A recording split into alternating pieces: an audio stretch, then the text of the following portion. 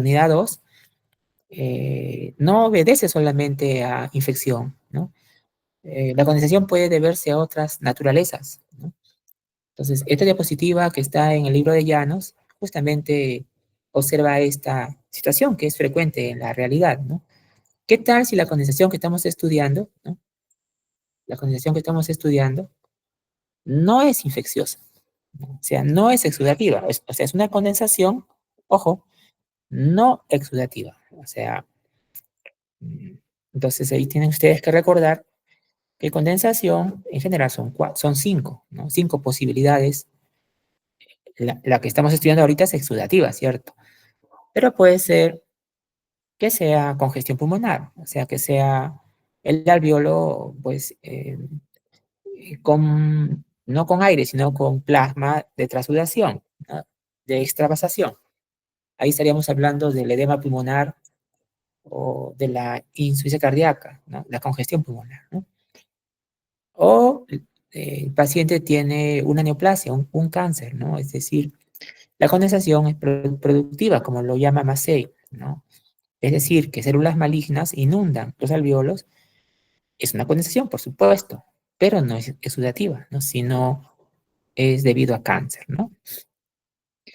O puede ser una condensación retráctil, como lo llama Massey, llámese en medicina interna enfermedad pulmonar intersticial, ¿no? En la cual el alveolo, sus paredes están, digamos, infiltrados por colágeno, fibroblastos, con diferentes etiologías, ¿no? Entonces, vea usted que son condensaciones hasta ahora no infecciosas. También puede pasar de que haya una inhalación de gases tóxicos, ¿no? Por ejemplo, en una explosión puede inhalar la persona gases tóxicos y le va a generar una afectación en el intercambio gaseoso, ¿no? Y esa condensación tampoco es infecciosa netamente, sino tiene origen químico, ¿no? Químico. Ah, y así podemos agregar otras naturalezas no infecciosas, como el infarto pulmonar, ¿no? ¿Qué ocurre después de una embolia pulmonar no tratada, ¿no? Entonces ese pulmón no irrigado se necrosa, se infarta, ¿no? Y genera condensación, ¿no? De ese tipo, ¿no? Entonces, tener presente este punto, ¿ya? ¿Y cómo vas a ver que estamos en este escenario? Es la historia clínica, ¿no? La que es mandatoria es la historia clínica, ¿no? Entonces, si bien es cierto, cuando nosotros escuchamos crepitantes, ya les hemos dicho, cascos caballos, lo más frecuente, ¿no? Lo que nos viene rápidamente a una intuición, esa condensación, primera opción, infeccioso, o sea, exudativa, ¿no? Pero debemos saber en qué escenario estamos trabajando, ¿no? Porque es importante siempre ver el contexto donde estamos viendo el problema que estudiamos. Es muy importante esta estrategia, ¿ya? Bien, entonces eso también quería mencionarles el día de hoy en esta exposición, ¿no? Ahora, también, por supuesto, si queremos hacer un pequeño eh, resumen, una condensación exudativa lo podemos valorar con dos criterios, ¿correcto? El criterio de nuestro curso, que es semiología, historia clínica, antecedentes, examen físico, anamnesis, examen físico, eh, pero hasta ahí es probable, ¿no? O sea, más probable, ¿cierto? Si queremos llegar a una certeza mayor, pues vamos a la imagen, ¿no? A la imagen, por ética, no necesitamos irradiar mucho al paciente. Con una radiografía simple podemos establecerlo ya. No siempre, ¿no? Pero es digamos, el criterio importante, ¿no? Y aquí, para evitar lo que es exceso de disponibilidad, ¿no? La recomendación de tutoría es que cuando ustedes vayan a la imagen radiográfica, en un contexto de sospecha de conexión exudativa, la intencionalidad de leer la radiografía, eh, recomendación para evitar sesgo de disponibilidad, es no buscar esta condensación inicialmente, sino buscar el diferencial, ¿no? El diferencial que podría mimetizar, camuflar, remedar nuestro guión clínico, ¿no? ¿Cuántas veces nos ha pasado que la historia va a una condensación exudativa, el examen físico va a una condensación exudativa, y vamos a la imagen y vemos que no es condensación exudativa, es un cáncer, una condensación retráctil, y así, ¿no? Entonces, recomendación para evitar el sesgo de disponibilidad es cuando vamos a la placa, busca el diferencial. Si no hay ningún diferencial, toda se cae, entonces queda en pie nuestra sospecha inicial. Esa es la recomendación de este tipo, ¿no? Y incluso esto está escrito en las guías también, ¿no? Entonces, en la radiografía, ya yendo al tema específico, lo que buscamos aquí, dependiendo de lo que estamos estudiando, si es una condensación exudativa típica, ¿no? La que vemos más, ¿no? Vamos a ver, pues, un patrón de algodón, patrón de cotón, patrón acinar, ¿no? Con brombograma aéreo, ¿cierto? Que puede afectar un segmento, un lóbulo o más, ¿no? Estoy precisando en condensación típica. Porque en una condensación atípica, en una condensación atípica, pues no es así, ¿no? Es más patrón intersticial, bilateral, ¿cierto? Entonces, va a depender también de qué estamos hallando. Y esto, cuidado aquí, ¿no? Esta clasificación de típica y atípica no son excluyentes. Lo que más vemos en la práctica es que son una combinación de estas dos, ¿no? Una combinación. O sea, no son, digamos así, digamos como el agua y el aceite, ¿no? No pueden estar las dos a veces, y es lo que vemos también, ¿no? Bien, entonces esa es la importancia de la imagen, ¿no? Nos da más certeza. Y aquí también es la imagen nos permite recordar que cuando uno tiene una conexión exudativa que viene de la comunidad, es decir, lo adquirió dentro de su casa, fuera del hospital, por, por literatura ya de investigación ya muy estudiado, uno de los microbios más frecuentes de la conexión exudativa de la comunidad es el neumococo o estococo pneumoniae, ¿sí? No digo que es el único, no, es el más frecuente, ¿no? También el contexto, ¿no? Como le dije la vez pasada en clase en Coyana, ¿no? Si el paciente es un paciente con un antecedente fuerte de una infección por el virus del VIH en estadio SIDA, ¿no? En estadio avanzado, y viene con síntomas, ¿no? Viene con síntomas de tos, disnea, cianosis, pues entre tantos microbios que debemos sospechar, el primero que debemos tener presente, ojo, es Pneumocystis jirovesi, ¿no? Y en la imagen radiográfica, lo que vemos es un patrón intersticial bilateral, ¿no? También a veces se ve neumatoceles, ¿no? Como ya les dije antes, algunos microbios tienden a cavitar, ¿no? A generar cavidades, ¿no? Ah, de los atípicos, dentro de las bacterias atípicas, la más frecuente es el Mycoplasma pneumoniae dentro de las bacterias atípicas. Y como ya les dije el miércoles pasado, cuando es condensación atípica, pues no es raro encontrar manifestaciones extratorácicas, ¿no?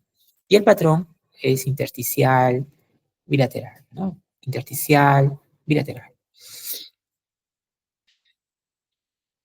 Bien.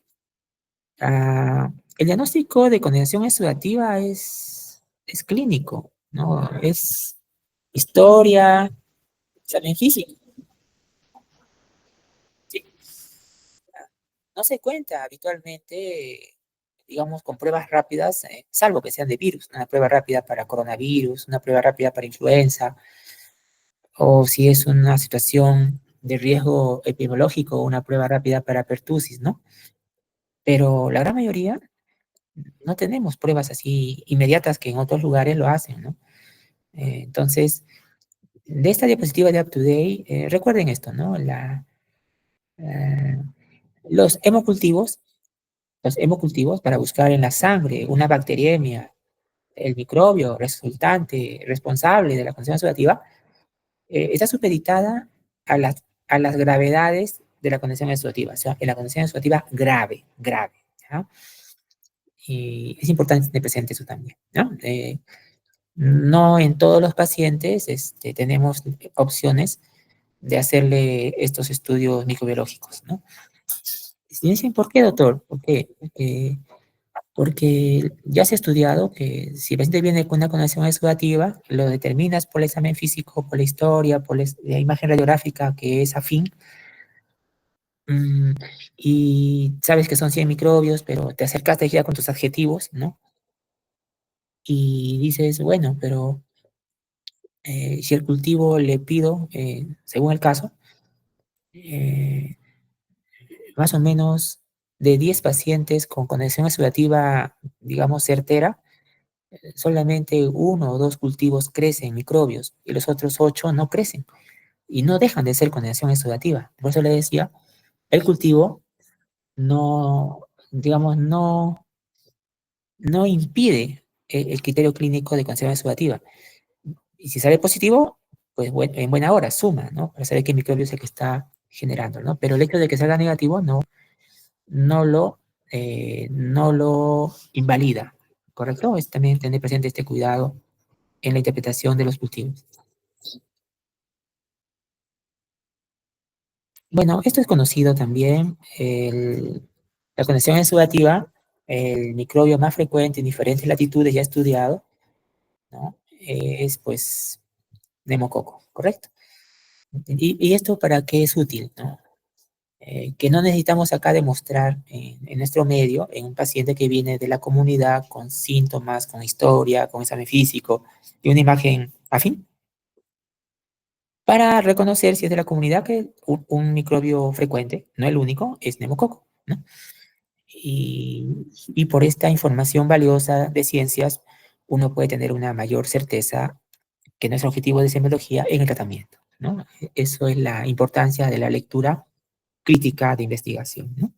Que no necesitamos nosotros aquí, en un contexto específico, demostrar que es neumococo para tratarlo, porque ya fue estudiado. Pero, doctor, pero me dice, doctor, pero puede ser otro microbio, por supuesto. Puede ser una bacteria atípica también, ¿no? Entonces, tener presente este punto, ¿no? O sea, el afán no es demostrar el microbio para tratar, ¿no? Que no es objetivo del curso.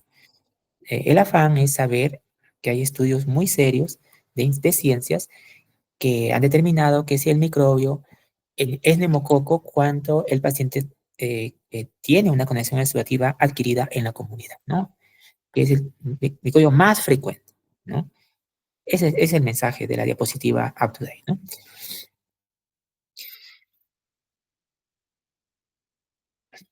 Bien.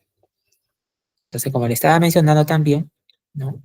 Eh, es importante saber dónde adquirió el paciente la condición exudativa, ¿no? No es lo mismo en un paciente que es de la comunidad o es un paciente que ingresa, por ejemplo, a la unidad de cuidados intensivos por una razón no respiratoria, puede ser, por ejemplo, una pancreatitis aguda, y dentro de la unidad de cuidados intensivos inicia una condensación exudativa. Entonces ya los microbios no son los mismos de los que uno tiene en la comunidad, ¿no? Entonces son microbios intrahospitalarios muy infectantes, ¿no? De mucha virulencia. Recordar ahí al menos dos, ¿no? Como son la Pseudomonas aeruginosa y el estafilococo, ¿no? Y otros más, ¿no? Entonces, ¿y eso para qué es útil? Esto es útil para el tratamiento, ¿no? Porque el tratamiento de condensación exudativa es inmediato, ¿no? Inmediato, ¿no?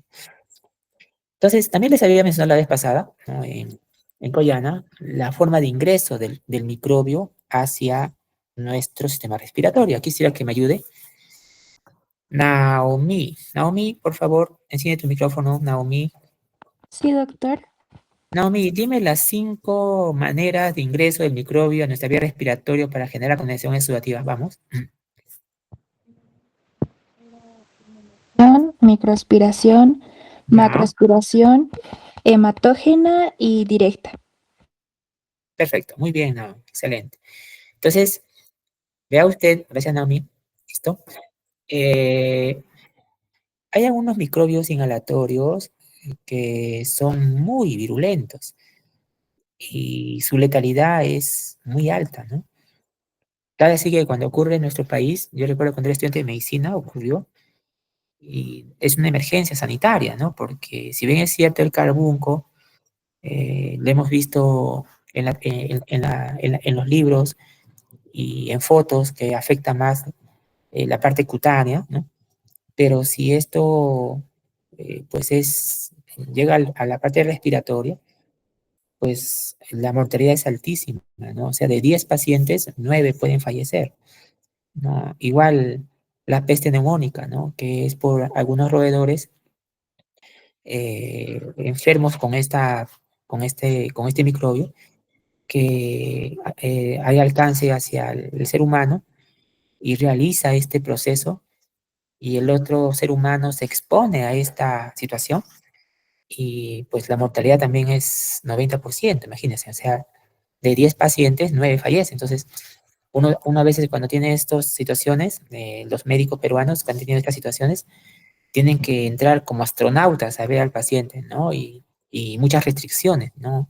Y prevenciones, porque realmente son microbios muy virulentos que ingresan por vía inhalatoria, ¿no? Y si UpToDate lo pone como bioterrorismo, es que porque en algunos estados en guerra, esto también es un arma, ¿no? Un arma biológica que lo pueden usar sin ética en cuadros bélicos, ¿no?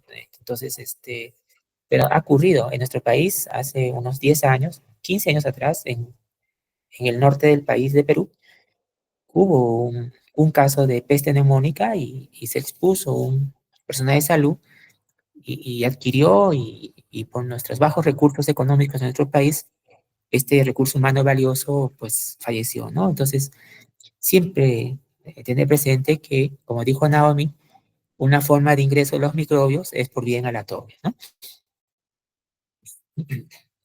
Ok. Bien, pienso que hasta ahí, condensación exudativa, vamos ahora al síndrome atelectásico. Nosotros en la parte de atelectasia debemos tener presente que esto ocurre cuando el paciente tiene, ojo, una oclusión total de la luz del bronquio, ¿no? Eh, ya vamos a ver en la clasificación, todavía vigente. Esto hace pues que todo el pulmón distal adyacente a esta oclusión total se colapse, ¿no? Recuerden que colapso pulmonar nosotros hablamos en dos situaciones básicas, ¿no? Atelectasia y neumotórax, ¿no?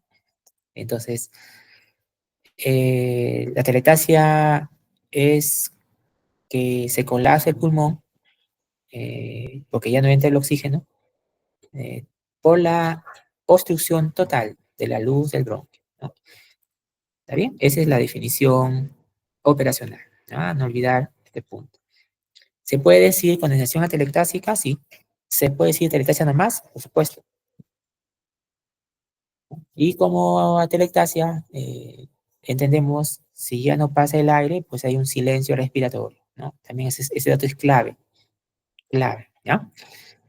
Se puede clasificar de diferente manera, ya vamos a ver algunas clasificaciones importantes. Eh, Llévense al menos dos clasificaciones, ¿no?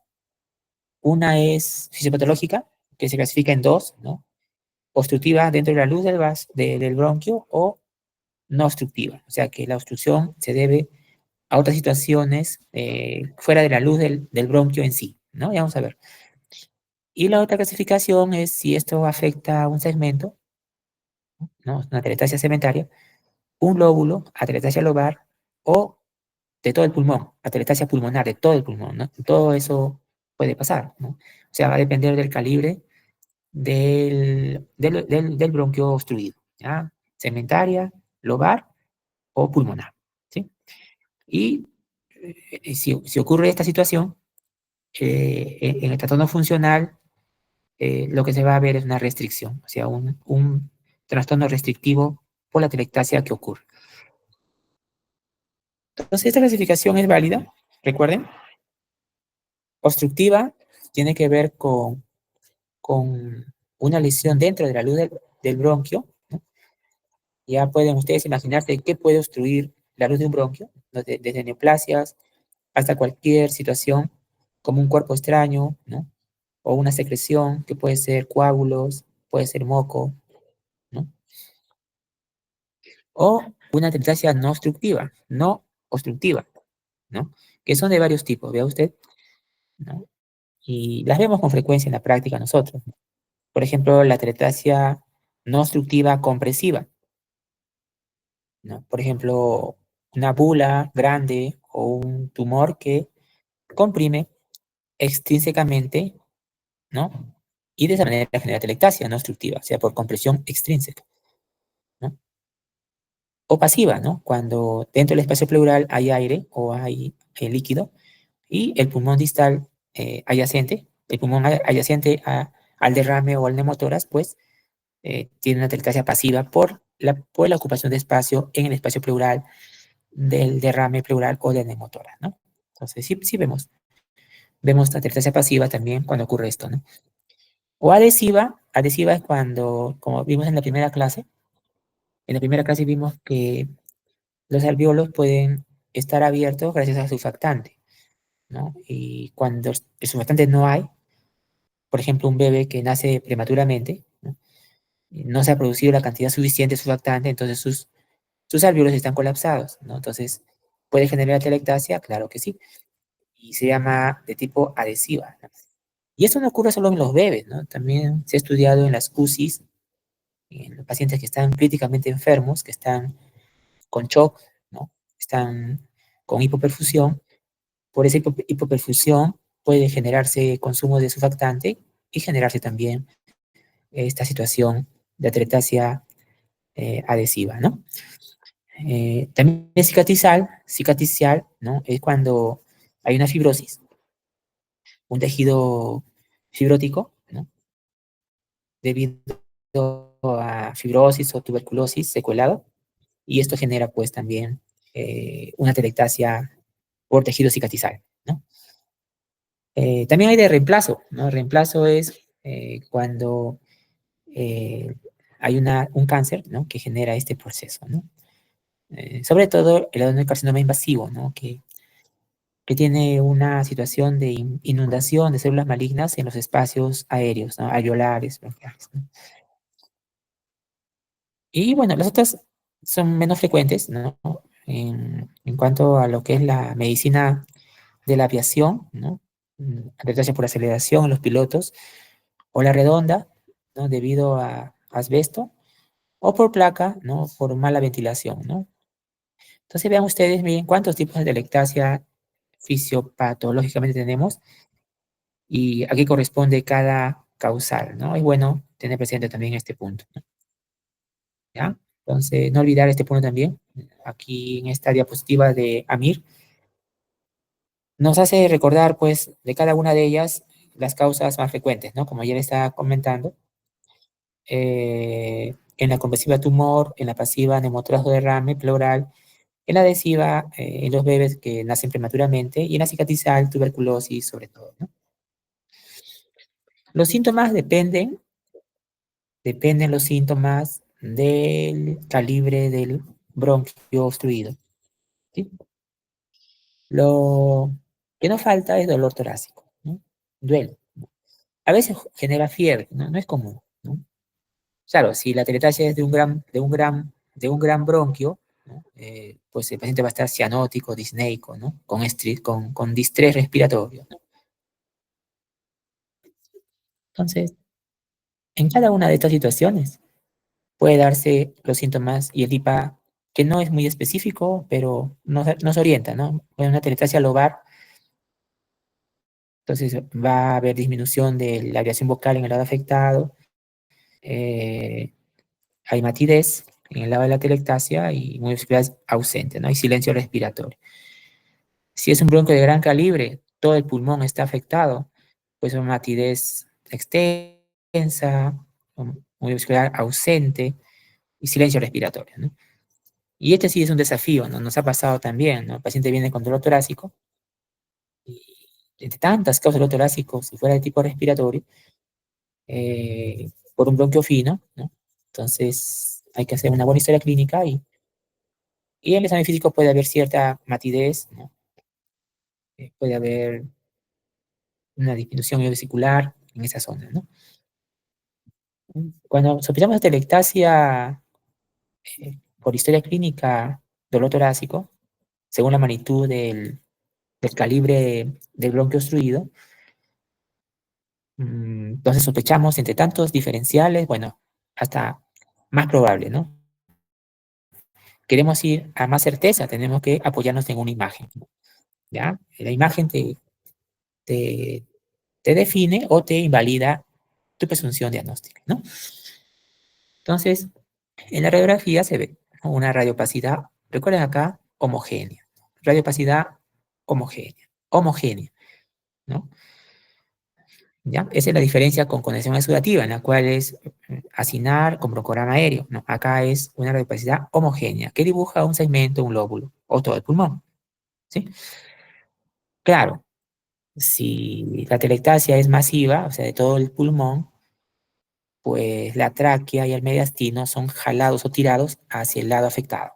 Ejemplo, si la telectasia es en el lado derecho, masiva de todo el pulmón, entonces la tráquea y todo el mediastino es jalado hacia el lado derecho.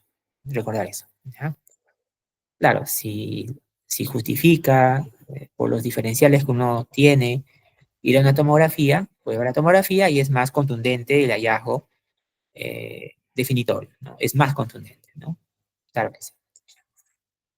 Aquí UpToDate nos muestra, ¿no? Varias imágenes, una radiografía, ¿no? Un paciente que lo intubaron, ¿no? Pero el tubo endotraqueal estaba muy adentro, ¿no? Y al estar muy adentro, se fue al lado derecho, porque ya saben ustedes que el bronquio derecho es más vertical, entonces si uno mete un tubo endotraqueal y lo mete muy adentro, entonces el tubo va a estar en el lado derecho, en el bronco derecho. Entonces el pulmón contiguo se va a colapsar porque no entra el aire, ¿no? También puede haber una telectasia del lóbulo medio, ¿no? ¿No? Y en la tomografía es muy evidente la densidad homogénea afectada, ¿no? Entonces, muy importante, atelectasia en el diagnóstico de condensación. Bien, vamos a pasar ahora a tumor pulmonar, ¿no? Tumor pulmonar es un problema cada vez más frecuente que vemos en la práctica, ¿no? Es necesario tener algún acercamiento de guión para tener presente este caso de tumor pulmonar, ¿no?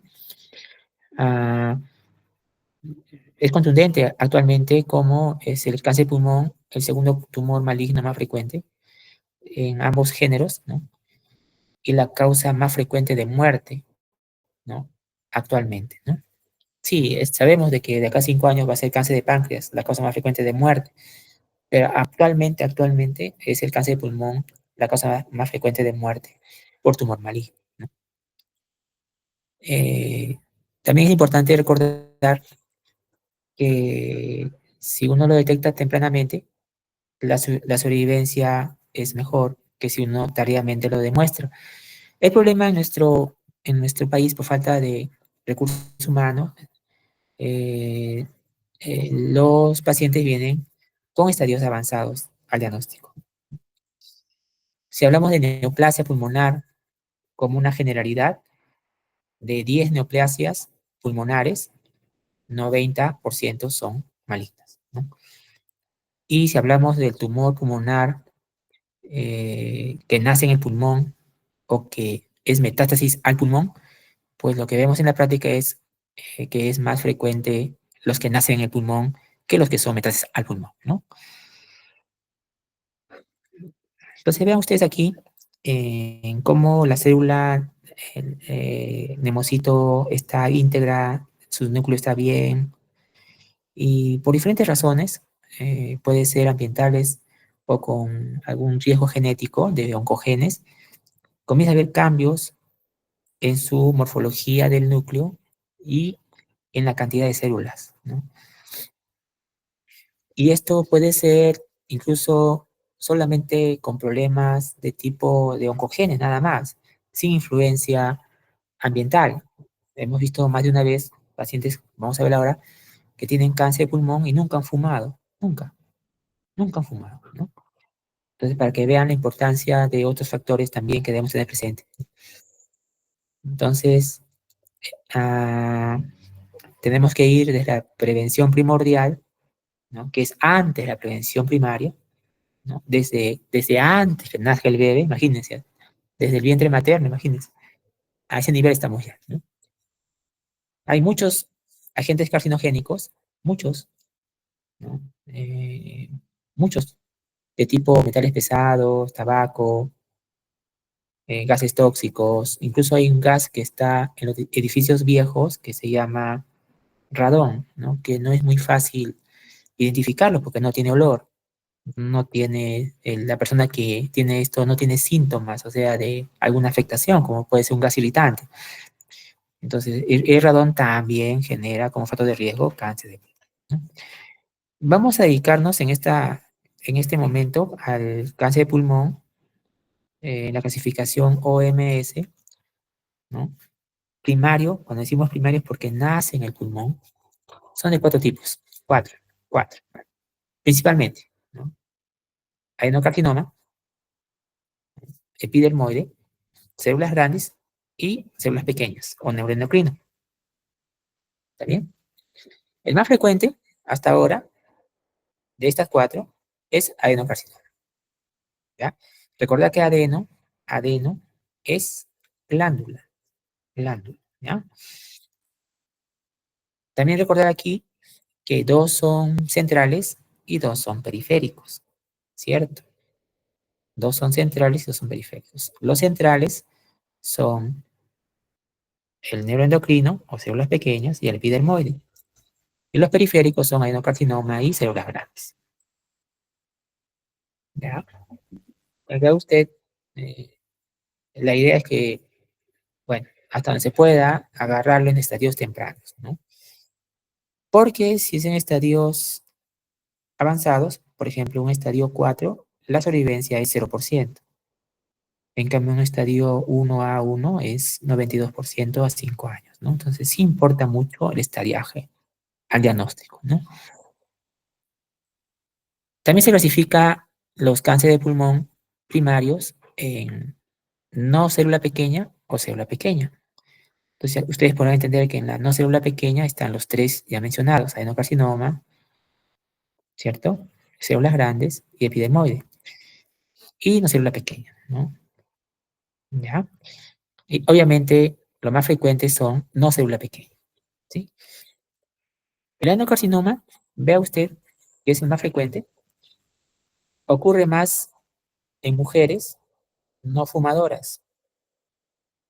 Incluso puede darse el riesgo en los pacientes que tienen tuberculosis con cicatrices de tuberculosis o fibrosis pulmonar,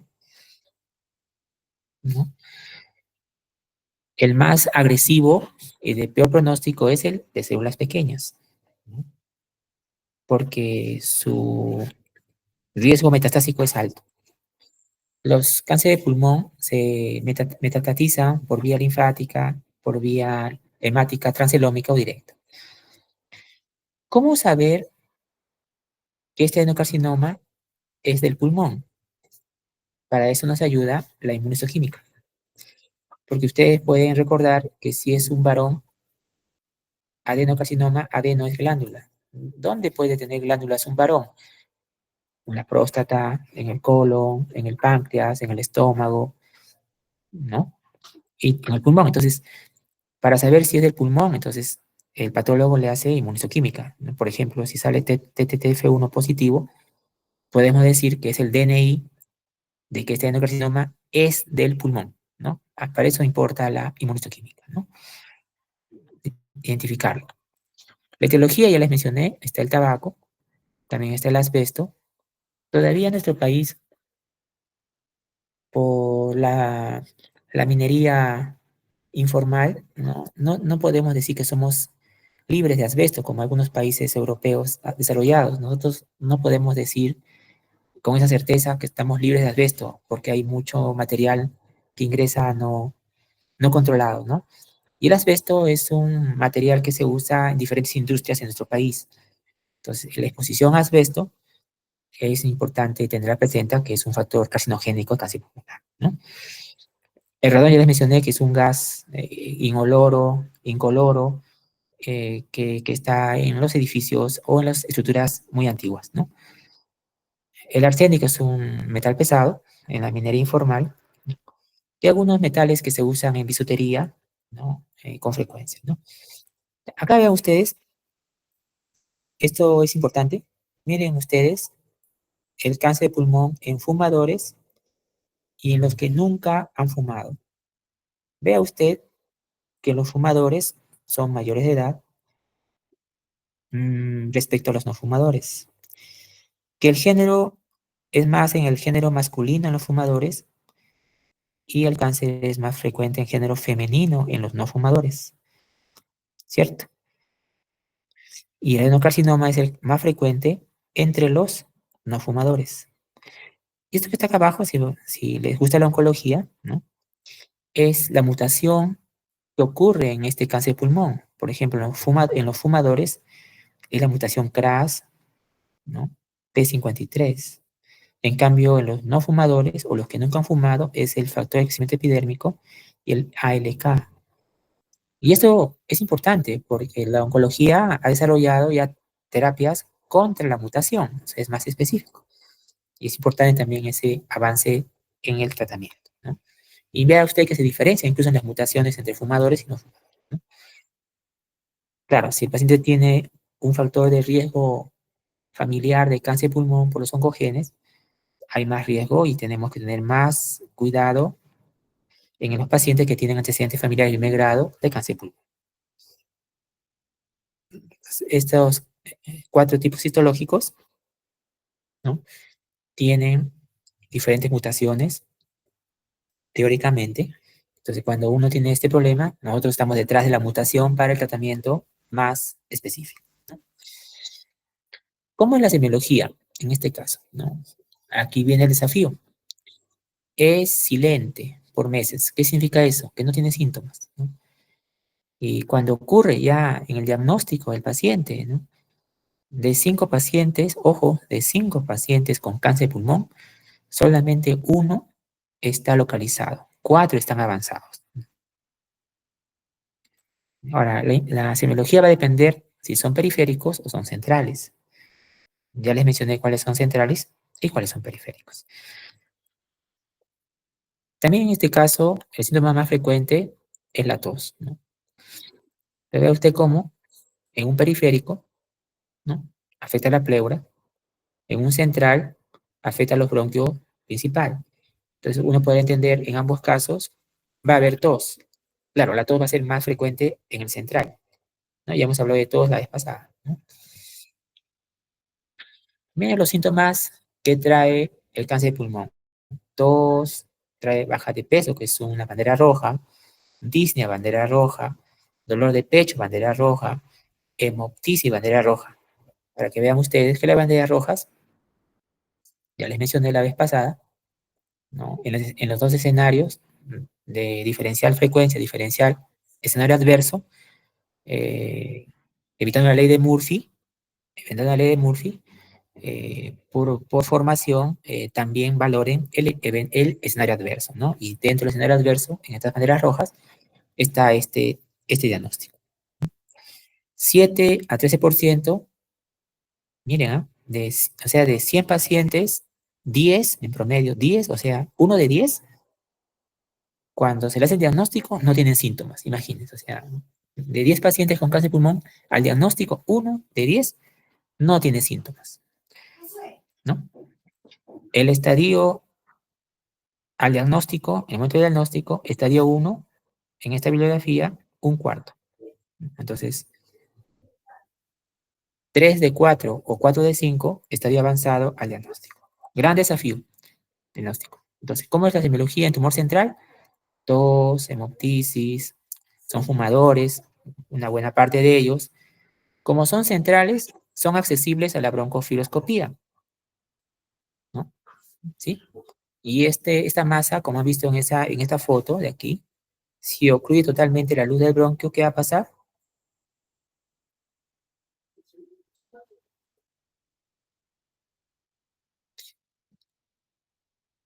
Greg, Lucero, Lucero, Lucero,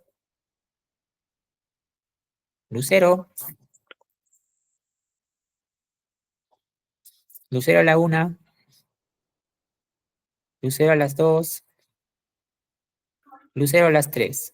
Falta Lucero. Bueno, hoy día no va a pasar nada. Es una nota de concepto. Gloria,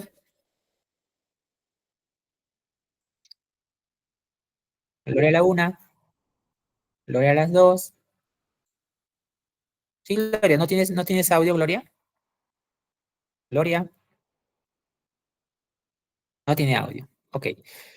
A ver, Gloria, si esa masa que ves en la diapositiva 39 ocluye totalmente la luz del bronquio, ¿qué va a pasar? ¿Qué va a pasar? ¿Qué va a ocurrir? ¿Qué síndrome parenquimal va a generar? ¿Pero qué colapso? ¿Neumotoras o telectasia?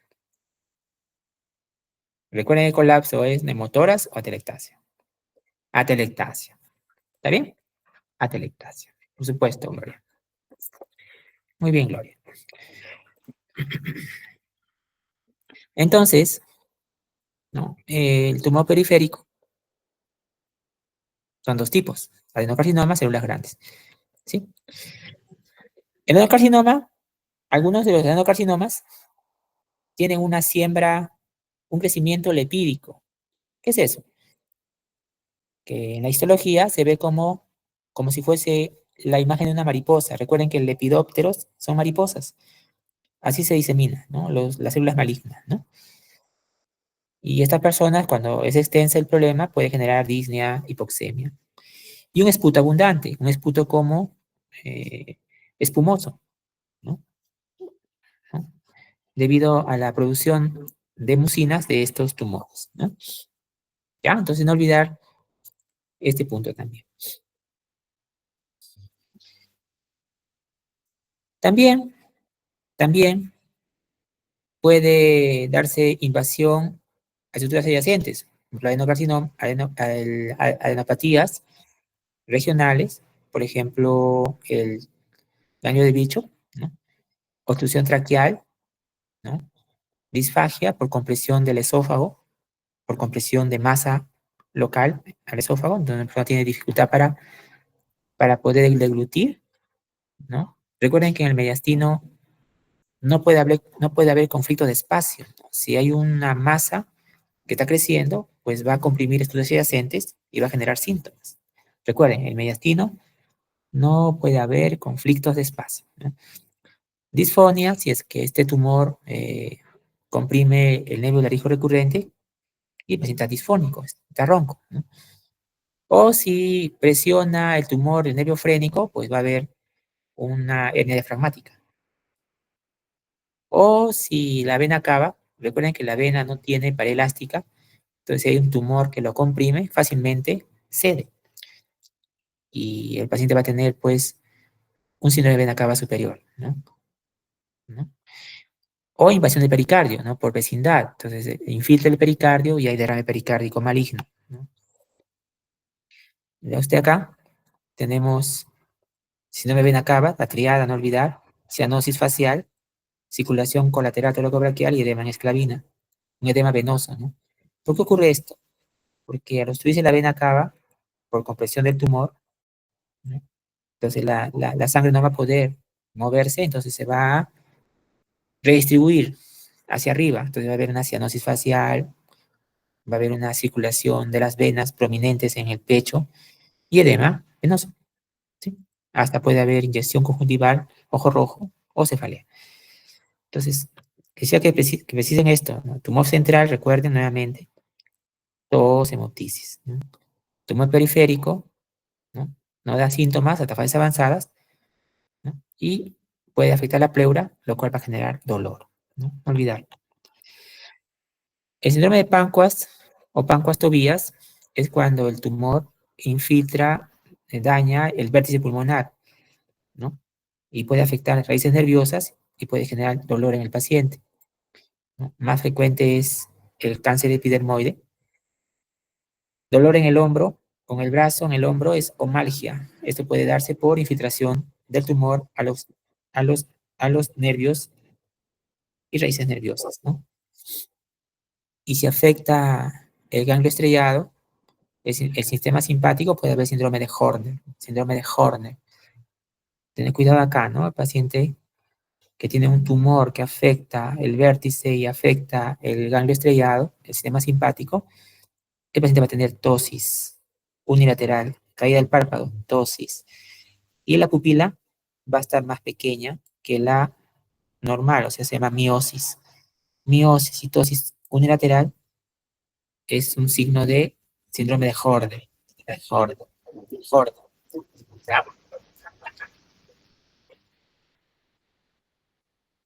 Las metástasis pueden ser linfáticas, ganglios, ¿no? Puede ser hematógena, puede invadir el cáncer, metástasis al hígado, al cerebro, al hueso, médula ósea. Metástasis viaje de los cánceres hacia otras estructuras por vía linfática, vía hematógena, transelómica y directa. ¿Ya? Acá les traigo linfática y hematógena. También puede pasar esto, y este es un desafío para todos nosotros, que es el síndrome paraneoplásico, ¿no? Síndrome paraneoplásico, ¿no? A ver, Nadine. Nadine, Sí, doctor, buenas tardes. hola Nadine, buenas tardes. ¿Me puedes definir síndrome paraneoplásico, Nadine? Mm, ¿Qué los es síndromes, plásico? ¿qué es un síndrome paraneoplásico, doctor? Claro, ¿cómo lo defines? ¿Qué es? ¿Qué es? ¿Cómo se define? ¿Cómo lo defines tú? ¿Cómo lo Mm, entiendes un síndrome paraneoplásico? ¿Para qué sirve el síndrome paraneoplásico? Vamos. Bueno, doctor, sí sería pues los signos, ¿no? Y síntomas que pueden tener los tumores, ¿no? Que se generan en algunos órganos. Mm, Estos pueden ser por células cancerígenas, ¿no? Que en este caso pueden generar una respuesta inmune del cuerpo. A ver, dame Y un ejemplo de paraneoplásico. mm, sí o sí del pulmón, doctor, puede ser de otra estructura. De lo que sea, pero que sea paraneoplásico. Por ejemplo, un tipo de mm, mm, un, un, ay, no se me viene, doctor. Tal vez un, un síndrome de Cushing, doctor, podría ser por alteración hormonal, Ya, ¿y cómo explicas ese síndrome de Cushing paraneoplásico? ¿Cómo lo explicas? porque hay una alteración en este caso. Por ejemplo, se liberan más hormonas. El cortisol, ¿no? Genera diferentes reacciones en el cuerpo de las personas. Por ejemplo, las estrías, la jova de búfalo, empiezan a tener un aumento de peso y se empieza también a alterar la función de la hipófisis, ¿no? Por la liberación de hormonas. Ujú. Claro. Mira, no olvidar ya, el síndrome paraneoplásico, recuerden, se da, ocurre cuando el tumor secreta, produce unas sustancias, unos péptidos que remedan la función de hormonas, remedan la función de interleucinas, remedan la función de anticuerpos, remedan la función de factor de crecimiento. Recuerden eso, ¿no? Entonces, al ejemplo de Nadine, ¿no? Síndrome de Cushing, dijo Nadine. Bueno, síndrome de Cushing, si ocurre debido a un cáncer de pulmón, se debe a que el tumor pulmonar, el tumor maligno, ¿no? Produce unas sustancias similares a la ACTH, ¿no? ¿No? Y como produce esta ACTH light, ¿no? O sea, es que se parece a la ACTH nuestra, pues el paciente va a ser Cushing, en este contexto de paraneoplásico, porque también hay Cushing por diferentes razones, ¿no? Por ejemplo, el paciente comienza a usar corticoides por X razón y se hace un Cushing. Eso no es paraneoplásico, ¿no? Eso es porque ha usado corticoides de automedicación, ¿no? Entonces, tener cuidado ahí. Entonces, ya les dije qué cosa es paraneoplásico. Ahora les voy a decir lo que no es paraneoplásico. Ojo aquí. Lo que no es paraneoplásico. ¿Ah?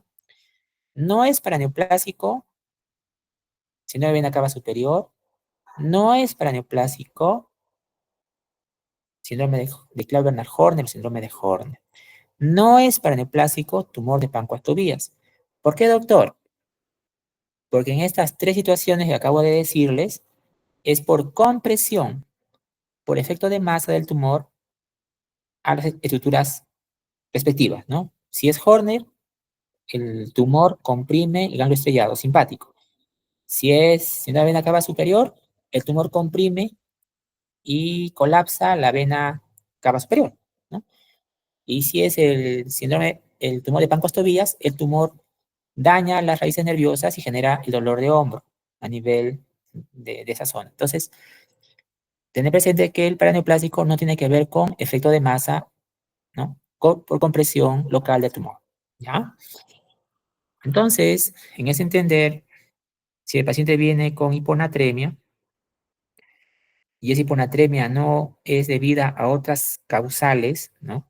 Deshidratación, uso de diuréticos, lo que sea, puede ser que esa hiponatremia sea debido a una secreción inadecuada de una hormona que se parece a la nuestra, la hormona antidiurética producida por el tumor, ¿no? Un síndrome de secreción inadecuada antidiurética de una hormona antidiurética que se parece a la nuestra y genera hiponatremia. Entonces el paciente viene con hiponatremia, ¿sí?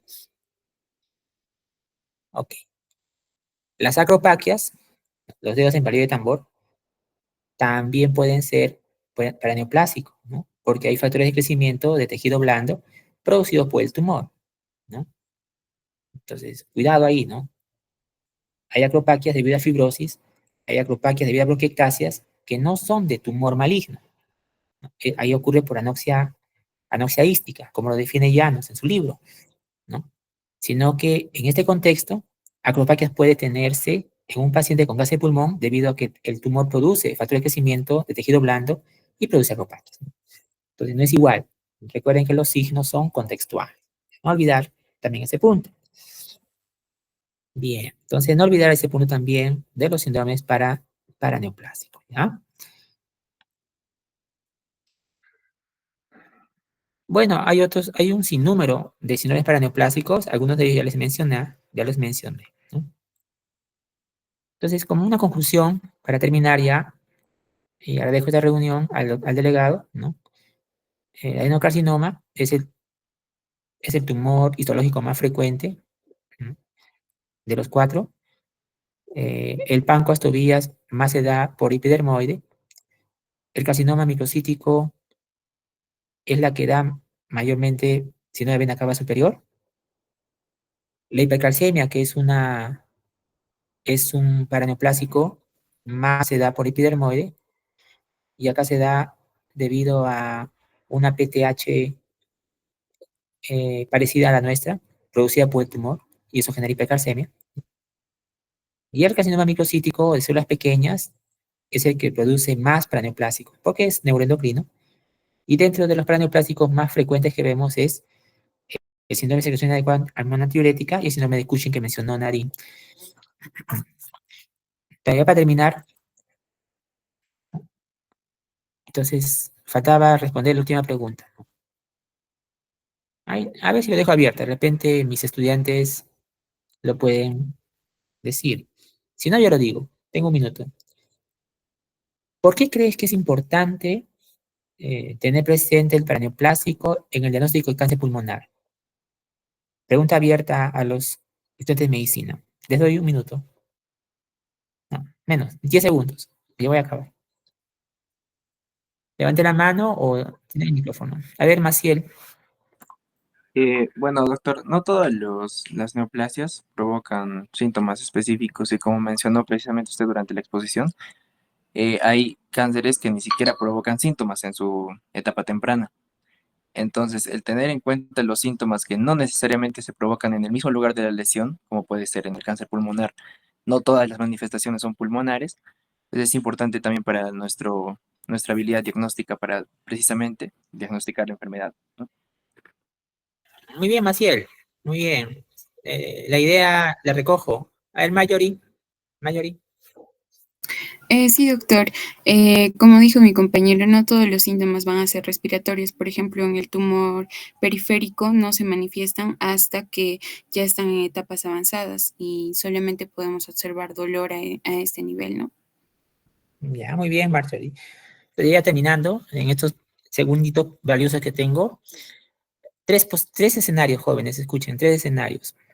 Si el paciente ya tiene el cáncer definido, pues sospechar en un paraneoplásico no tiene mucha exigencia, ¿sí o no? Ya lo tiene el cáncer. ¿Que el paciente tiene cáncer pulmonar? Sí. Ah, entonces voy a sospechar paraneoplásicos. No hay dificultad, no, ya tiene el cáncer pulmonar, ¿cierto? Entonces yo puedo sospechar paraneoplásicos, por supuesto, ya lo tiene, entonces es fácil pensar en los paraneoplásicos. ¿Está bien? Segundo escenario, el paciente estamos buscando su diagnóstico y tiene cáncer de pulmón confirmado y tiene paraneoplásico al mismo tiempo. O sea, los dos debutaron al mismo tiempo. Bueno, diría 50-50, ¿no? Estábamos buscando el cáncer de pulmón y el paraneoplásico también se ocurrió. O sea, los dos coincidieron en el diagnóstico en un punto, ¿cierto? Ya, dificultad media, ya diría, media.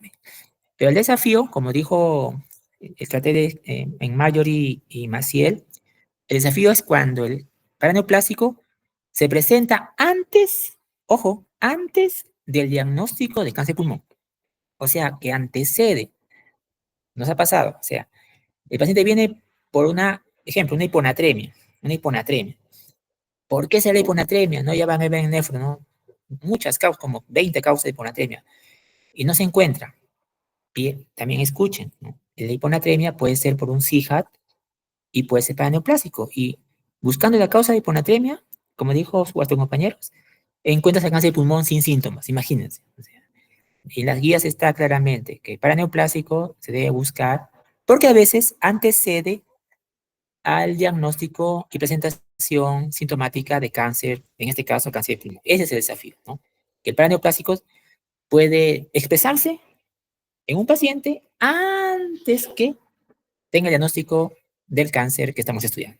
Bueno, jóvenes, gracias por darme una hora de su domingo. Hemos avanzado. Ya continuaremos el día miércoles. Gracias, Ángela. Gracias por las palmas a ustedes por su tiempo, por su esfuerzo en esta carrera muy sacrificada que es la medicina. Que tengan buen domingo. Buenas tardes. Hasta luego.